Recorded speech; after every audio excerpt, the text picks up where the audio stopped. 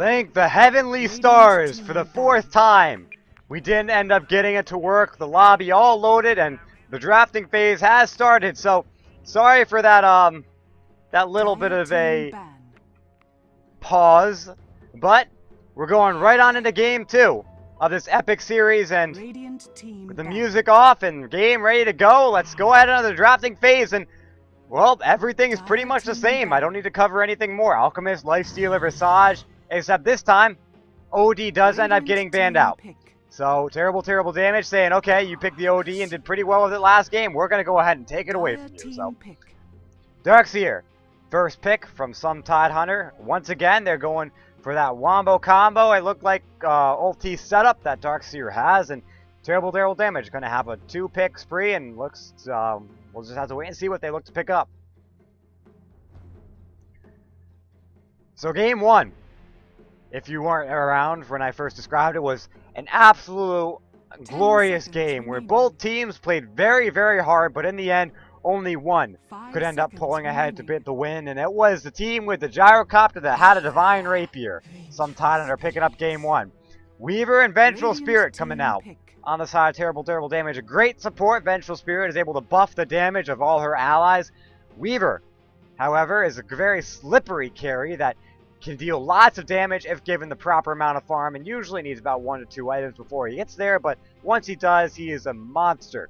As the Fett, who joined me last game, unfortunately was not able to join me this game, had said, once Weaver starts exploding and snowballing, he is very difficult to deal with. And although some Tidehunter did end up finding a way to deal with him into the very late game, which was a gyrocopter with a divine rapier, even after that, the Weaver still was a bit of a thorn in the side. And some Tidehunter are saying, if it ain't broke, don't fix it. They go with a gyrocopter once again. Gyrocopter carry that still needs quite a few items to get off the ground, but has great teamfight capability with flat cannon and an amazing ultimate in the form of a call down, which deals plenty of damage and good slow, and overall is just a very good damage dealer in an area, and a good disable too. And Shadow Demon is going to get banned out again. No love for the demon as that disruption. A great setup in the in a tri lane, good in the off lane tri lane. And paired up with a Vengeful Spirit, could turn into some pretty decent kills in the off lane. 5 seconds remaining. Meanwhile, terrible damage looking to pick up their 3rd ban. And right now, they could ban anything from a couple mid heroes to tri-lane supports, and they go for the mid hero. They take out the Batrider. Radiant team ban. Batrider, a very good pick-off hero, and can snowball very heavily with a Blink Dagger and a Force Staff. Is almost unstoppable. When he wants a hero dead, you can pretty much guarantee that hero is going to die. And so banning him out is going to mean big things for the terrible damage, if they don't have to worry about that real disable from Batrider. Although right now it doesn't look like some Tidehunter want the pickoffs. They still want to go for that team fight. And the Tidehunter is still an option. But just like that, Queen of Pain being banned out, a very good mid hero to have, lots of burst damage. Pairs pretty well with the Vengeful Spirit and the Weaver, and the fact that once the armor goes down, the Queen of Pain can just walk around and start dealing good auto attack damage on top of her magical burst. And Nyx Assassin gonna go down on the side of terrible damage. Again, another pick-off hero. Well, it looks like some Tidehunter want to go with a team fight, so I'm not sure banning up the pick-off heroes is the greatest idea. However, it removes any potential for that team fight to turn into finding one hero, dropping everything on him, and making sure that he goes down. And the Viper being picked out on the side of terrible damage. A lot of auto attack range damage coming out. And right now, this team can make quick work of any real tank. So some Tidehunter have to be very careful in these team fights now.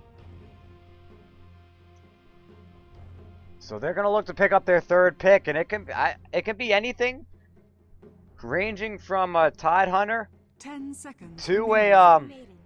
to another Enigma, and they end up picking up the Crystal Maiden right now. And Drow Ranger is gonna be picked up from terrible damage. I don't have much to say from this. They're going pure agility ranged heroes here. Is this gonna be the early just damage dealing pick-off lineup? They I don't know what to make of this. Help me out here.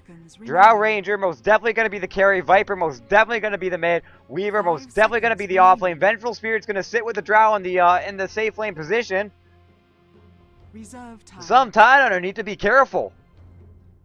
There is so much damage potential from terrible damage. In fact, they're living up to their name right now. And only time will tell if they can really work up to it. This is a very greedy lineup that they've got lined up right now. So, and the Pudge, big man on campus, coming out for some Tidehunter. They're reacting very well. They're saying you're gonna pick up a bunch of squishy heroes. Well, we're gonna pick them apart one by one. And we're going to do great damage to them. We're going to take them out of the fight. And then you're down a hero almost instantly. 5 seconds remaining. Still, no real dedicated carry. I mean, the gyrocopter is a real dedicated carry, so I misspoke a little bit. But we're just going to have to wait and see what some Tidehunter go to pick up last. But terrible damage. Stacking up the damage. I wouldn't be surprised if they pick up a strength hero last in the form of a Beastmaster maybe. Something to tank up a lot of damage. Meanwhile, terrible damage. Looking up to pick up their last ban. They did get... Well, we covered the next before that. So the final banning phase, they're going to get rid of the Lina. They're making sure that the some Tidehunter can't pick up the sisters here. Leave Crystal Maiden alone in this endeavor.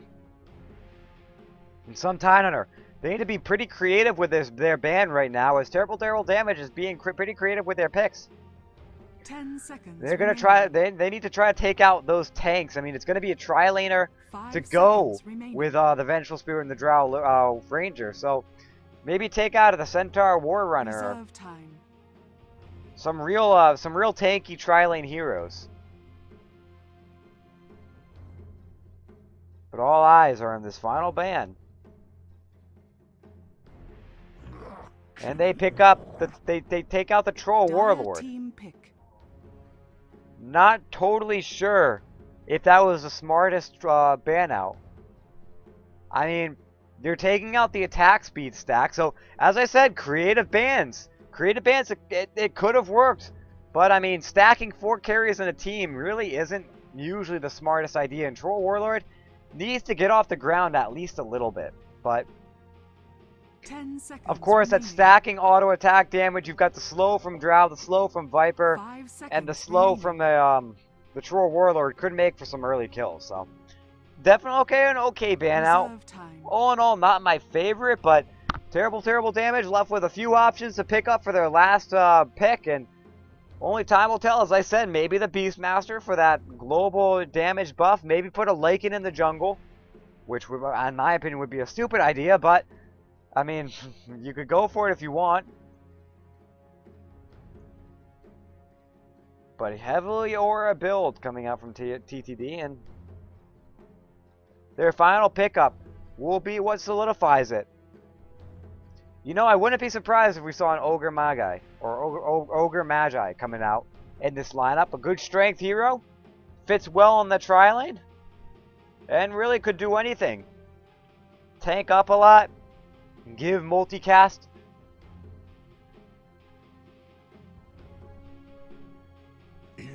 And they're gonna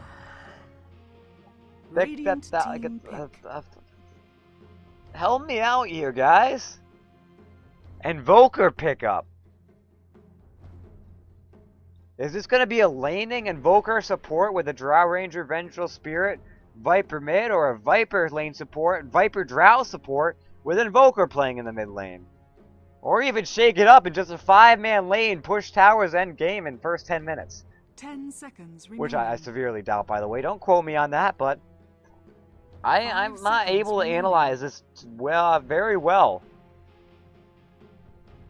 We're just going to have to wait and see. Some Tidehunter need to be very creative now.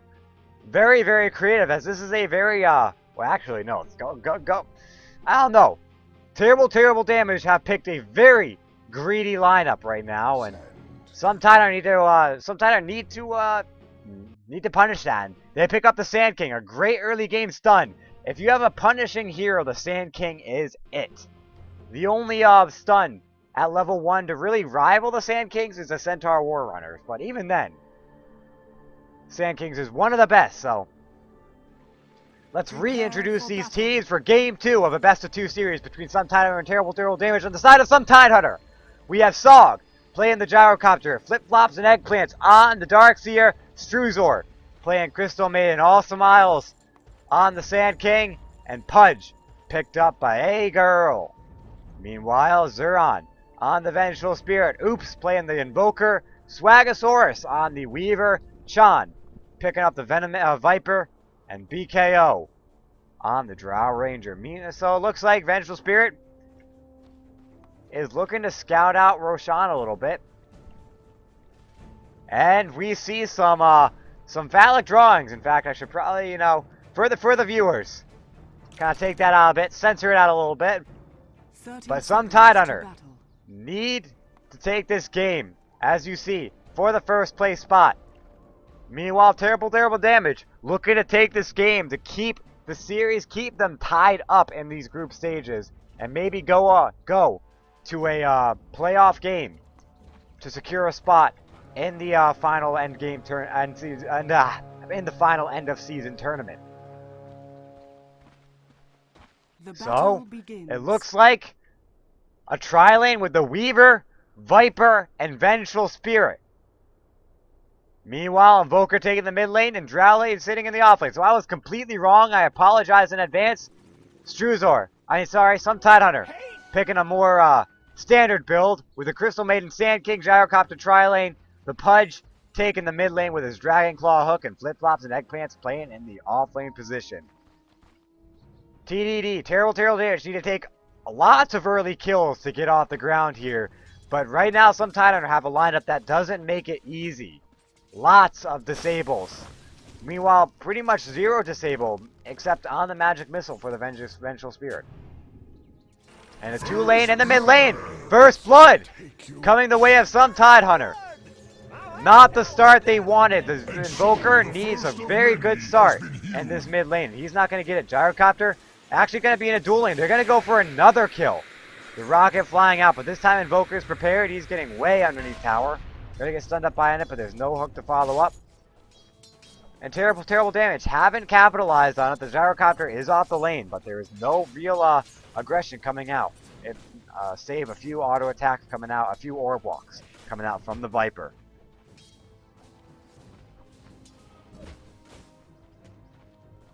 In the off lane, pretty much how you'd expect.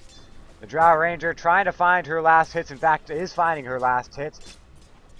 And is actually finding denies on top of that. It looks like Magic Missile hitting out on all Smiles. The stun not to follow up. 2 heroes in the same spot. But it looks like Weaver getting way behind lines. Rocket going to come out on Chan. The Rocket to follow up. Or rather, the Frostbite to stack that up. All Smiles looking for the stun. But Chan is going to get away. And this tri-lane trying to do its best. But all in all, is probably not going to help. Is not going to do too well. The Gyrocopter did pick up the First Blood in the mid lane, so it's going to be in a pretty commanding position in this lane. And it looks like Weaver going back to cancel a few clarities. Doesn't end up getting the Crystal Maidens, but does get the Gyrocopters. Pretty huge, as the Gyrocopter needs his mana. And Invoker picks up the Pudge in the mid lane, sitting away at 29 health.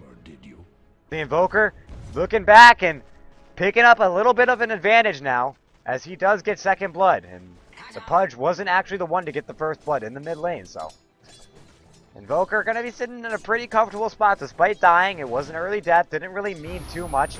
And Sunstrike coming in, ends up hitting, but not doing too much as it didn't hit too many. It hit a lot of heroes, and Weaver is gonna take the fall here.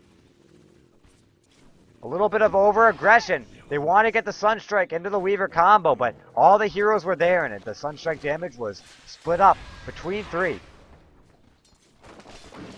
So 2-1 at 3 minutes, exactly what we saw in the last game. And both teams, they really want this win. This could be putting Terrible Damage behind some Tidehunter. in the group if some Tidehunter win this game. So they do not, Terrible Damage do not want to lose this. On the flip side, if Terrible Damage do win this, it is going to even out the group again. And both teams are going to stay tied. And some Tidehunter do not want that. They want to pull ahead. It looks like Drow, a very good 1v1 hero. In fact, excels in the 1v1. Is able to chase down and do fair amounts of damage in the in any sort of situation.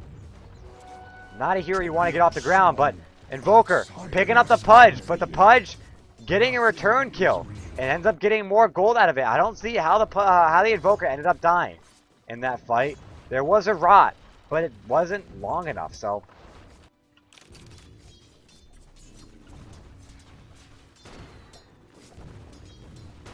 All in all, I mean, I don't know what to make of that, but hook in on the Invoker, cold snap in. It looks to be another engagement, and Sunstrike out, coming out, but it looks like Pudge is going to take a lead now as he gets another kill out on the Invoker. Meanwhile, in the off lane, not too much happening. Both teams trying to look to get aggressive. Some Tidehunter Sog in the middle of the secret shop, but not really going on it.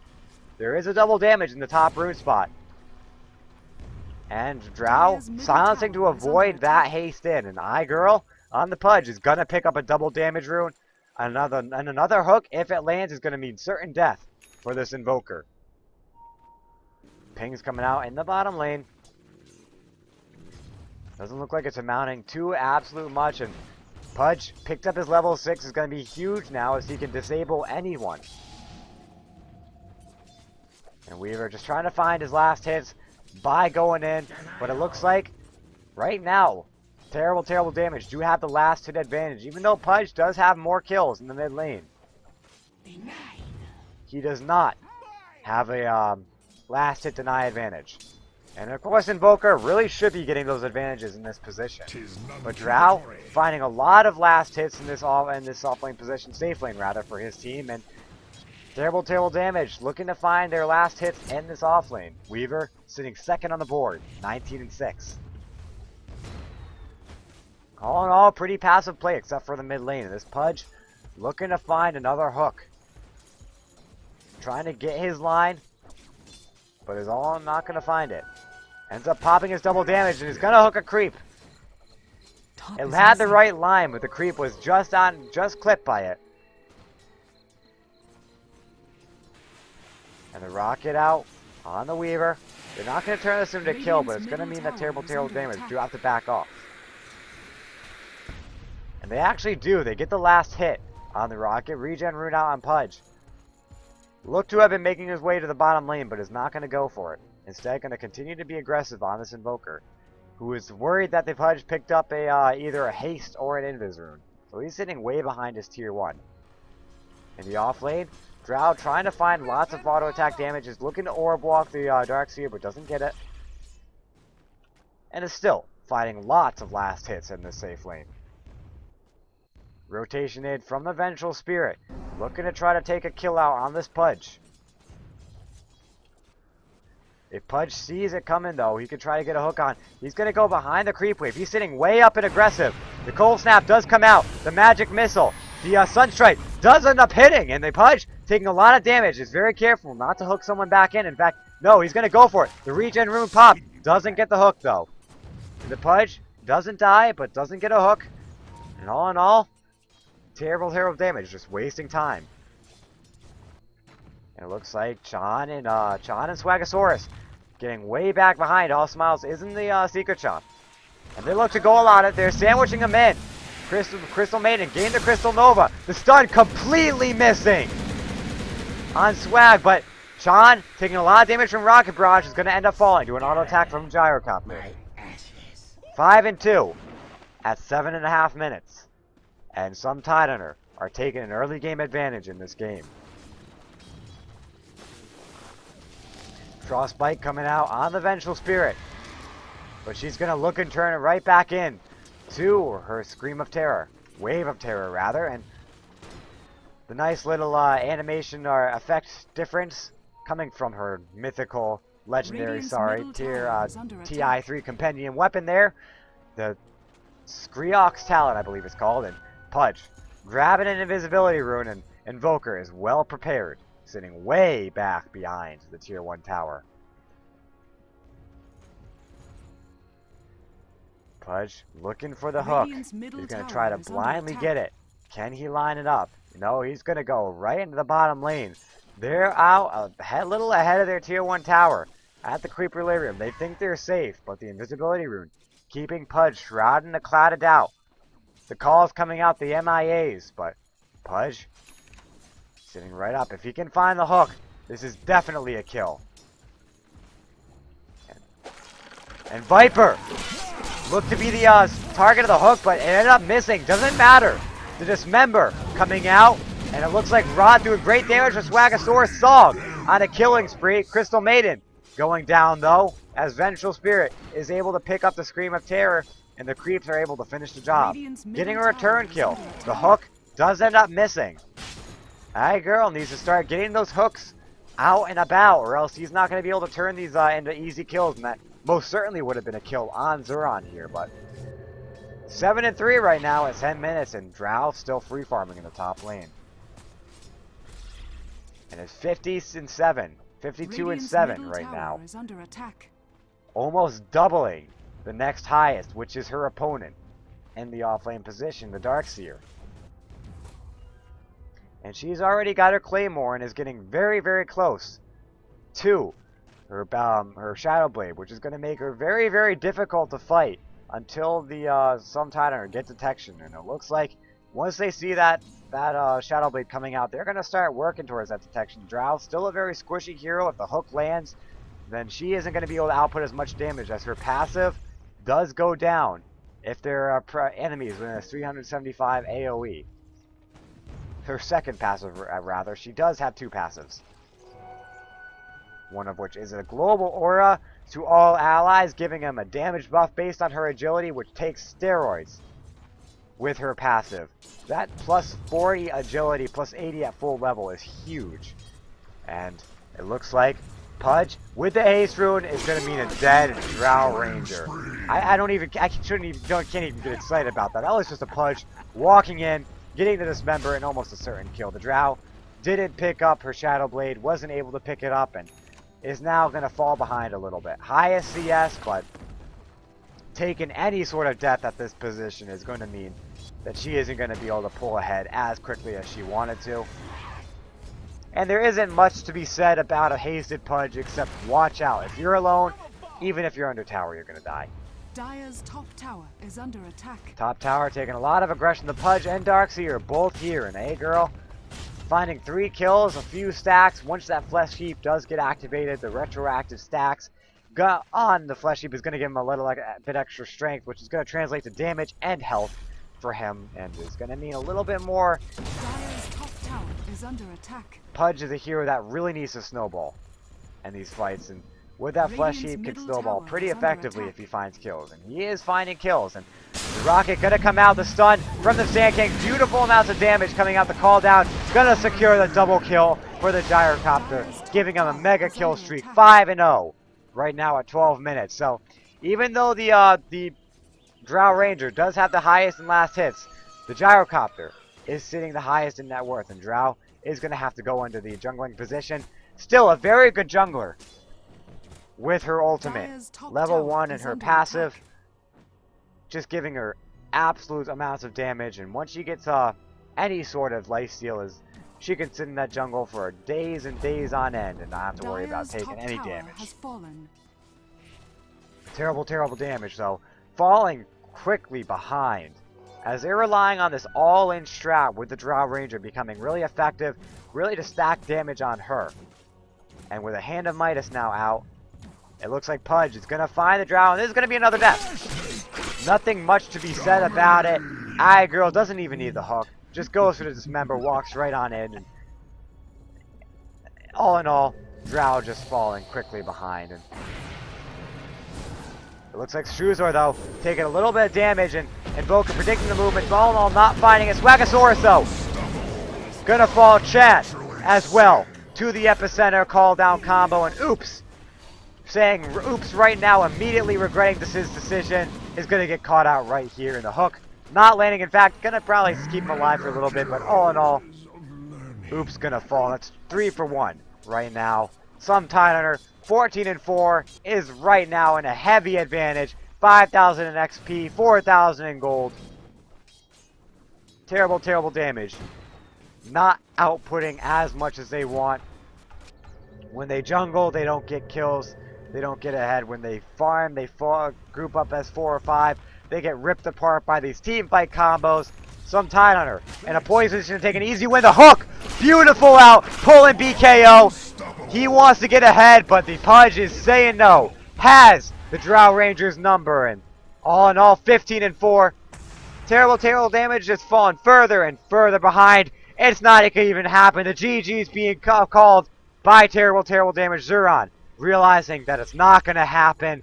GG's. Short 14-minute game. Not much to be said about it. Following an epic game on the game 1, but some Tidehunter just building on that momentum and the all-in strat from terrible, terrible damage that Zuron wanted, just not materializing. Game 2. Going the way of some Tidehunter. Guys, you've been listening to Chicago Ted. Game 1 was joined by The Fett, but all in all, Game 2 not amounting to anything much. Some Tidehunter taking an easy Game 2 in the series. It's pull up 2 up, and it's going to take a very good position in their group stages. So guys, there's a couple of good games.